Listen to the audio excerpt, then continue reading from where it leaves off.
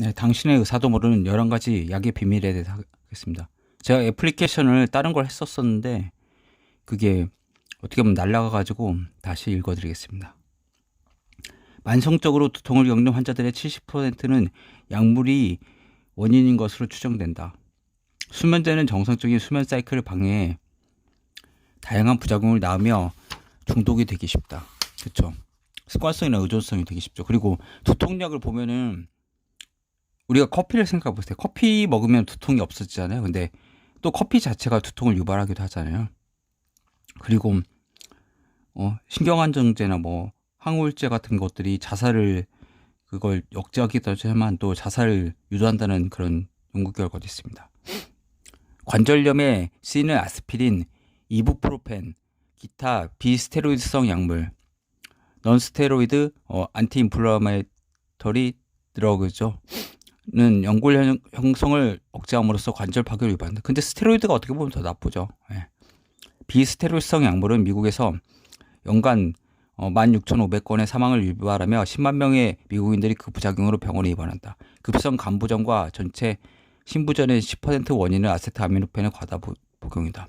약간 충격적이네, 그렇죠? 단일 약물에서 아스피린 자체도 굉장히 혈소판 응고를 방해하기 때문에 출혈이라든지 이런 거 있죠. 저는 그 뇌출혈 환자 중에서 보니까 아스피린 한 10년 동안 먹어왔더라고요. 근데 또 의사 처방도 없이 막 먹고 있었어요.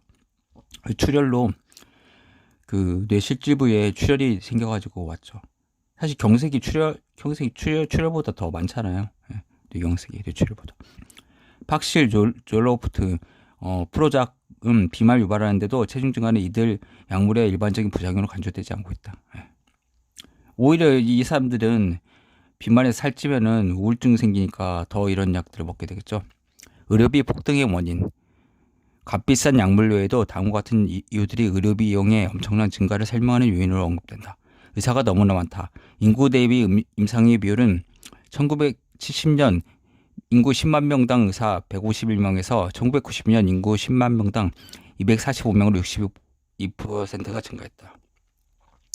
맨날 OECD 그 선진국 의사들 수 비교하면 한국이 쩍떡하잖아. 근데 그게 아니죠. 한국에는 뭐 한의사들도 있고 또 한국은 너무 의료 과잉의 사회. 그리고 한국처럼 전문의나 이런 의사 병원에 쉽게 접근할 수 있는 데가 어디 있습니까? 전 세계에 이렇게 싼 값으로. 예. 그렇기 때문에 한국인들 건강이 더 나빠질 수도 있다는 거죠. 예. 진료나 의사에 관리되는 불필요한 의료적 절차, 외과적 처치, 약물 처방이 너무나도 많다. 현대 의료 분석가들은 병원 진료 중 36%와 외과적 처치의 56%, 외래 환자 진료의 15%가 필요 없는 것이며 병원에서 보내는 시간의 절반은 의학적으로 불필요한 시간이라고 측정한다. 근데 어떻게 보면 병원에서도 환자들을 빨리 내보내려고 하죠. 검사만 빨리 하고 신환을 이제 받아야 이 검사도 새롭게 하고 이렇게 되지. 의사들도 요즘에는 그렇게 잡아놓지는 않는 거예요. 빨리 퇴원시키려고 하죠, 오히려. 예. 왜 그러면 심평원에서 그 삭감당하니까 그 병동 순환을 이제 빨리 하려고 하죠. 예를 들어서 패스트푸드나 예를 들어서 뭐 커피 전문점에서 그 고객이 오래 거기 머물러 있으면 안 좋잖아요. 빨리 그거 돌려야잖아요. 그러니까 의자도 불편한 거 갖다 주고 패스트푸드는 막 그렇잖아요. 예.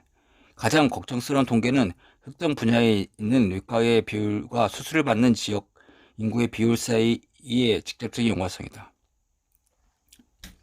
예를 들어서 미국에서도 요추 추간판 탈출증 같은 경우도 미국 서부와 동부가 완전히 달라요. 서부가 많이 하고 동부는 별로 안 하고 그게 굉장히 커요. 한 연구는 인구 10,000명당 4.5명의 외과의가 있는 지역에서는 10,000명 중에 940명이 수술을 경험한 데 반해 인구 10,000명당 2.5명의 외과의가 있는 지역에서는 인구 10,000명 중 590명이 수술을 경험했다는 것을 밝혀냈다. 달리 말하자면 외과 의사의 집중도가 2배로 높은 경우 수술의 비율도 높아진다는 것이다. 이해가 가는 이야기가 아닌가. 결국 이들 외과의들은 공통 경비를 책임지고 원하는 수익을 유지하기 위해 수술을 한다는 것이다. 그러니까 산이 있으면 거기 가듯이 산에 가듯이 결국 의사가 있으면 이 의료 그 공급자 유인 수요를 만들어낼 수가 아깝다는 거죠. 예. 아무래도 값비싼 수술의 경우에 문제가 더 심해진다. 예를 들어 저명한 하버드 심장병학자 미국 의학협회 저널 오브 아메리칸 메디컬 어소시에이션, 자마라고 하죠. 약자로 제일 유명하죠, 거의. 예, 추가된 연구들에 따르면 관상동맥 성형술과 바이패스 수술의 80% 이상이 불필요하다고 한다. 관상동맥이라는 건 이제 코로나리 아터리죠. 심장에 영양분을, 피랑 영양분 같은 거 공급해주는 그런 관이란 거, 코로나잖아요. 그러니까 왕관 모양이란 거죠. 둘러싸고 심장을. 그리고 바이패스란 건 이제 우회 경로를 뚫는 거죠. 왜 그러면 심장에 그 혈관이 막히면은 거기를 이제 그쪽 경유를 못하니까 이제 우회로를 이제 파주는 거죠. 바이패스라고. 예. 수술의 80% 이상이 불필요하다. 이러한 외과적 처치의 비용은 평균 4만 달러이다. 의료 경제학자들은 이렇게 대단히 전문적인 의사들에 처방되는 값비싼 병원 중심 치료 방법을 의료비 상승의 주요 원인으로 보고 있다.